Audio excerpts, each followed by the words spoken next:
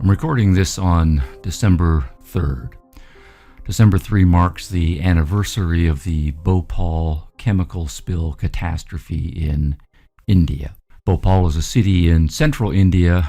In late 1984, chemicals in large quantities spilled out of an industrial plant there, killing, maiming, and damaging tens of thousands of people. The long-term estimated death toll from the 1984 disaster is about 16,000 people, and that makes it the worst human-caused environmental disaster in history.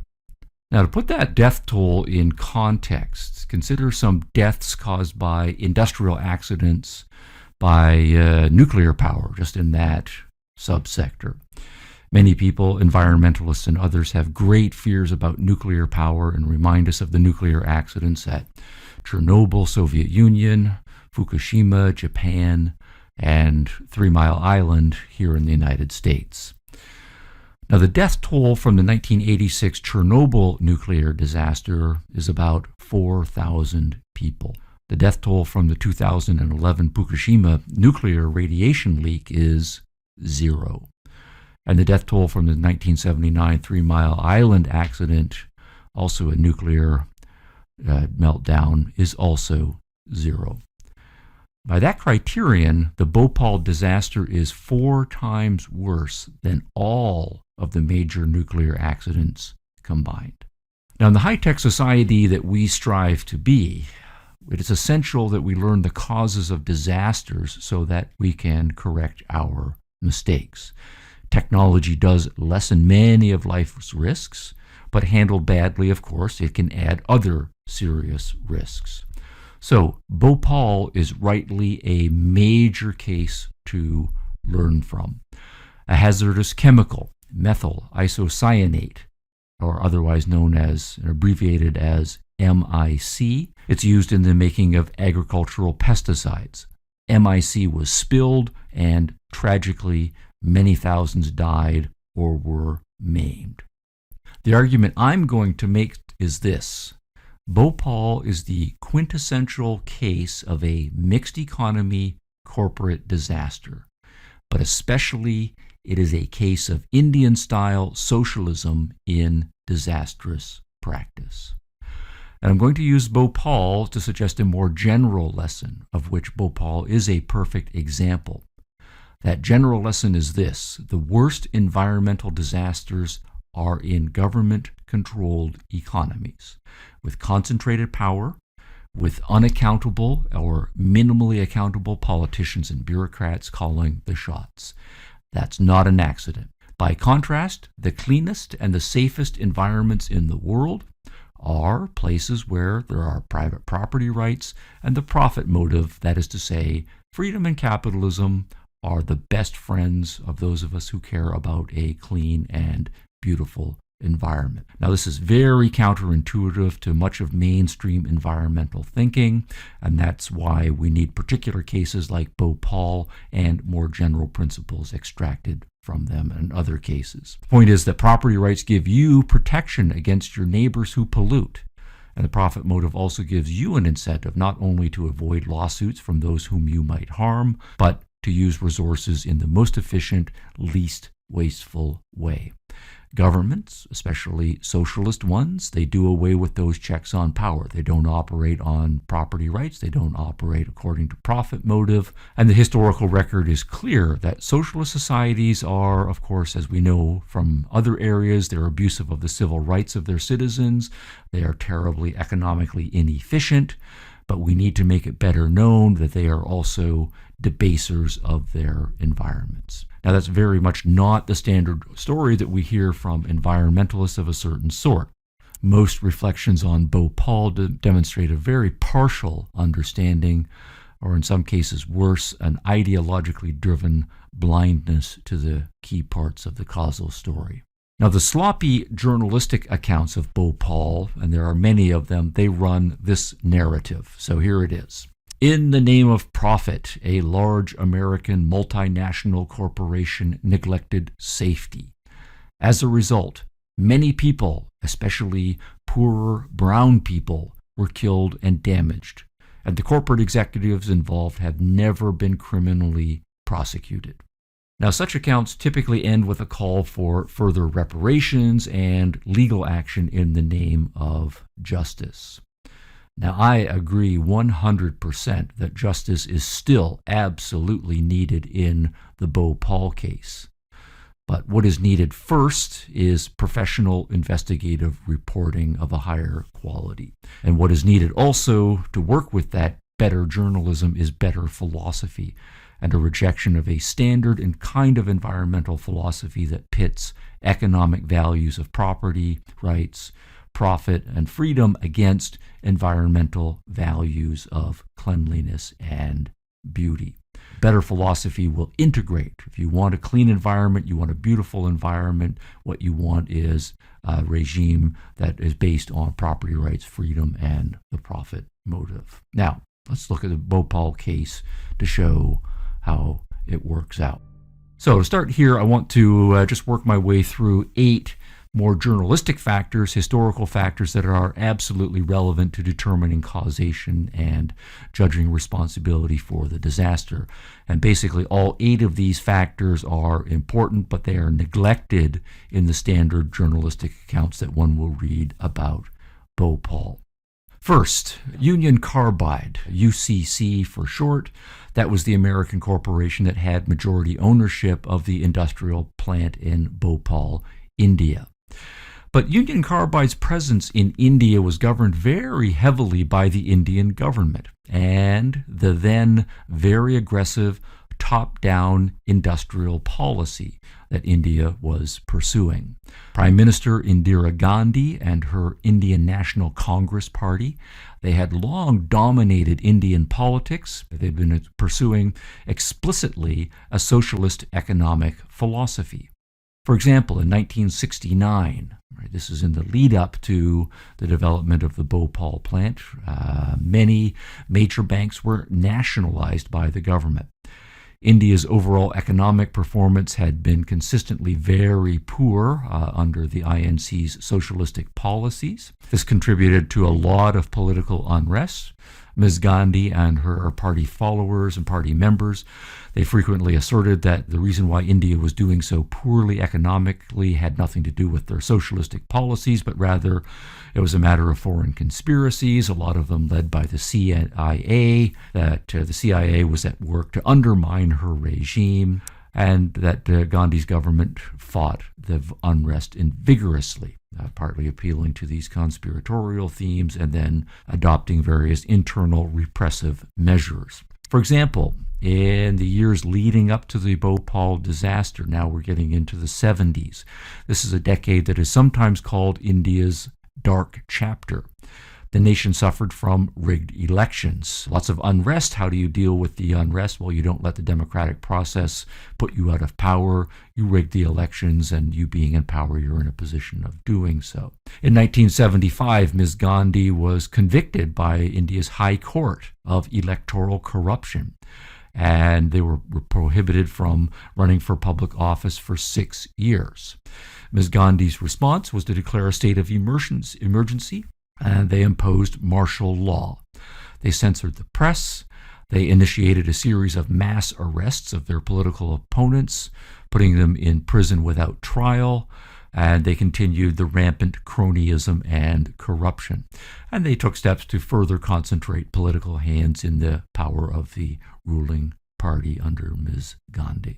Thus, from 1975 to 1975, this is at the height of the planning period for the plant that was going to be built in Bhopal, martial law was in place over India, and there was a 21-month suspension of democracy. All right, now that's the political background and the political context within which the Bhopal plant is going to be developed.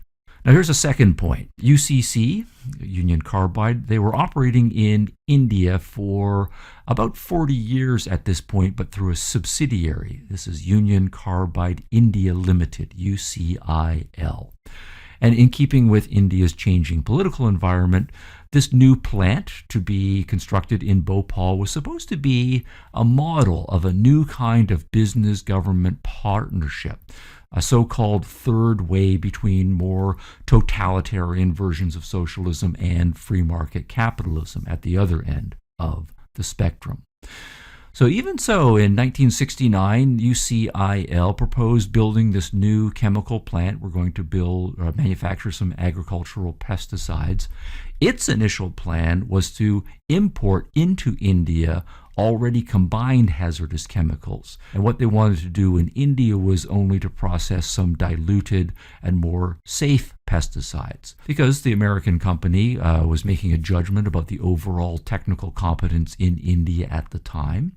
And having made that judgment, UCIL, the American parent company back home, over UCIL rather, judged that importing the chemicals would be a lot safer and a lot less expensive. But the Indian government overrode that decision. It wanted UCIL to manufacture the pesticides from scratch. Now, the reason for this was that the Indian government was pursuing a policy of national self-sufficiency, and they wanted everything, as they put it, to be Indianized. They wanted more foreign high technology to be brought into India. They wanted to have more Indians trained in how to use it. And in the case of the agricultural pesticides that UCIL planned to make here, this would require the storage and the handling of large amounts of hazardous MIC at Bhopal. Just to add another factor here, Bhopal was the capital city of one of the most economically backward states then and even now, Madhya Pradesh. Third, another complicating factor was that in 1974, again, as this Bhopal plant is being planned, the government of India had launched its so-called Foreign Equity Regulation Act. And this statute required that no foreign company could own more than 40% of an Indian company. And so this put us in conflict with UCC, Union Carbide, the American plant, because Union Carbide did not want to reduce its share to that low amount. So this led to a certain amount of conflict, a certain amount of wheeling, dealing back and forth, right? UCC is then saying, well, we want majority ownership and control. Indian government saying, no, we are not going to give you control, but we at the same time still want your technology and your foreign capital. So a deal ended up being worked out. The Indian government did give UCC an exception, the new statute, the Foreign Equity Regulation Act, and it said, okay, we're going to allow you to own 50.9% of UCIL. And then UCC agreed to have UCIL produce the hazardous chemical MIC in India from scratch. And then various Indian government-controlled entities were going to own the other 49.1% of the UCIL corporation. A fourth journalistic element here, part of the historical background, real estate, also part of the deal. The land that the chemical plant was built upon was owned by the Indian government state of Madhya Pradesh. And as part of the overall deal, UCIL, the corporation, jointly owned by Union Carbide and the Indian governments, they would lease land from the state government. A fifth background point. For the design of the plant, all of the industrial systems and so forth, the parent corporation, UCC, the American corporation, was allowed only to use its engineers to submit very generalized guidelines for the design of the safety systems. Again, in the name of Indian national self-sufficiency, the government wanted only Indian consulting firms to make the detailed designs and Indian firms to do all of the installations of them. A sixth point, as regards to who is going to manage and operate the industrial chemical plant.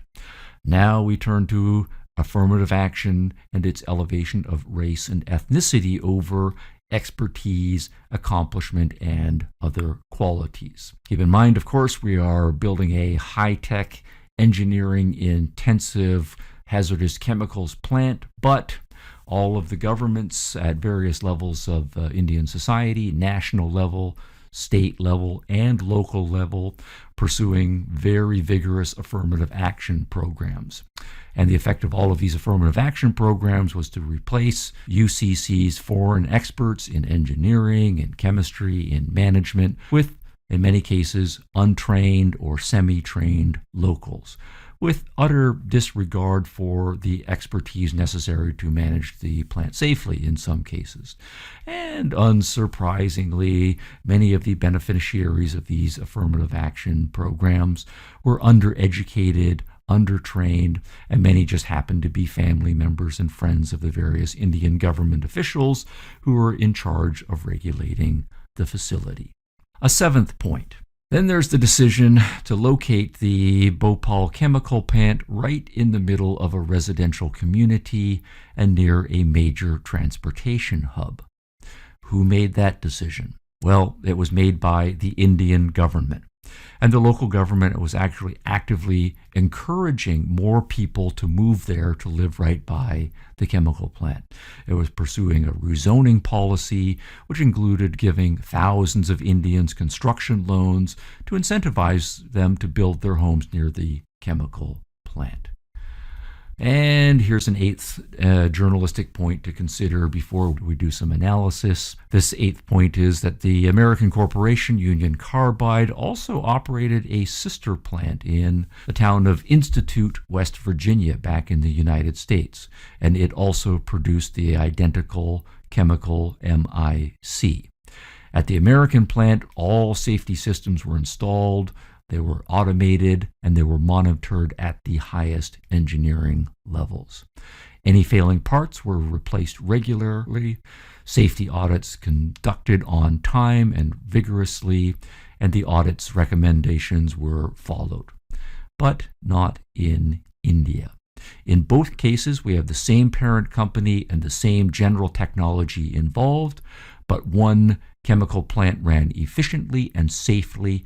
That's the one in the United States. The other was a disaster. That's the one in India.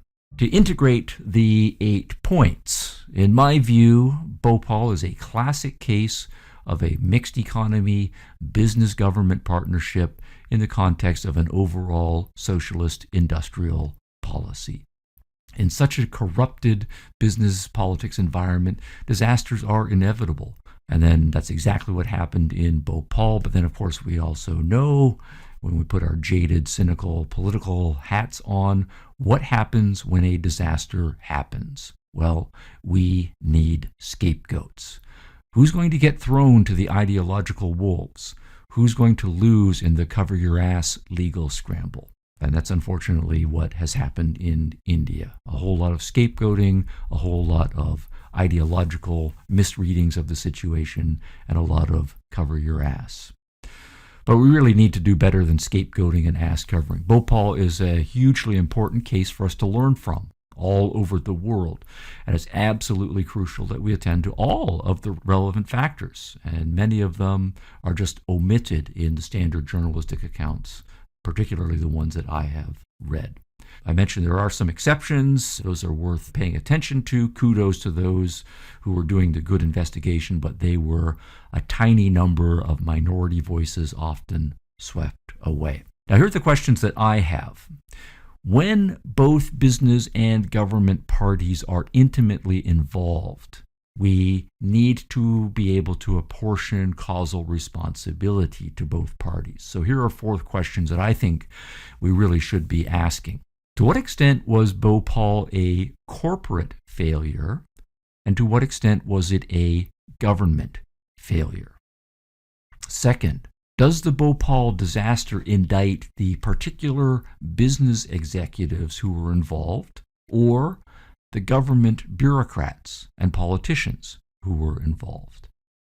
Was the disaster at Bhopal the result of the immoral pursuit of profit, or was it the result of immoral racial and ethnic quotas under affirmative action?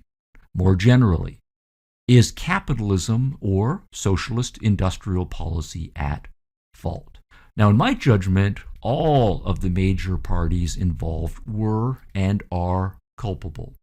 Should we blame the United States-based United Carbide executives for being willing to do business in such a corrupted foreign environment? Yes, indeed. If you get in bed with corrupt governments, you deserve some of the blame.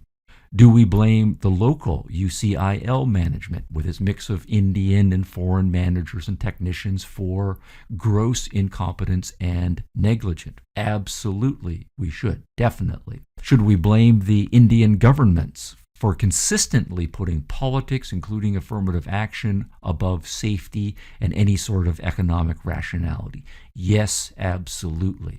And then can we say who is most to blame, since everybody involved was to blame? And here I would say yes, absolutely we can here.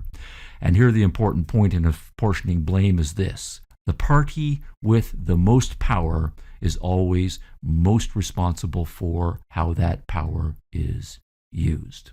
Now, at this point, somewhat anachronistically, but I'm reminded of the fictional series House of Cards, very popular in Britain in one version, and then in the United States, an American version. And one of its actually very good lessons about the differences between economic power and political power.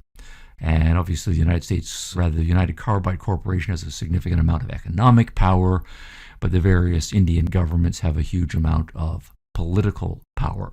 Now, to come back to House of Cards, in the American version, the very jaded, power-hungry politician, Francis Underwood, is having a conversation with one of his billionaire business colleagues, and they're having a disagreement, and there's some threats being exchanged.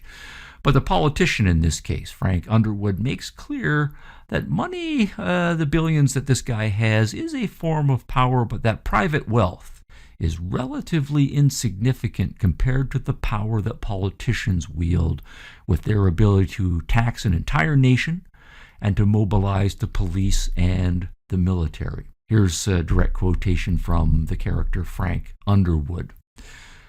Add up all your billions together and you get the GDP of Slovakia. I have the federal government of the United States. Your money doesn't intimidate me. The most that you can buy is influence, but I wield constitutional authority. You may have all the money, Raymond, but I have all the men with guns. And so in India, who has the guns? In any business-government interaction, it is the government that has the power of police and the military at its disposal. In Bhopal, the business corporation was responsible for how it used its lesser amount of power. It did not pull out of a corrupt deal when it should have. But the various Indian governments were the major powers in the series of so-called negotiated compromises and evasions that led to the Bhopal chemical disaster. And in addition to that political lesson, for those of us who are not politicians, there is an important journalistic lesson from Bhopal for all citizens and all policy and analysts in our high-tech world. Now, there are exceptions in the Bhopal journalism again, but we need to become more professional about serious investigation and analysis. Don't fall for the easy narratives, the easy templates. The stakes are too high. Do some research work. And to repeat, the lesson of which the Bhopal here is an example. The worst environmental disasters are in government-controlled economies with concentrated powers, unaccountable, minimally accountable politicians and bureaucrats calling the shots. It's not an accident. By contrast, the cleanest and safest environments are places in the world where there are private property rights and the profit motive. Property rights give you protection against your neighbors who might pollute. The profit motive gives you an incentive not only to avoid lawsuits against those you might harm by your pollution or waste products, but they also give you an incentive to use resources in the least efficient, least wasteful way. That's not what happened in Bhopal.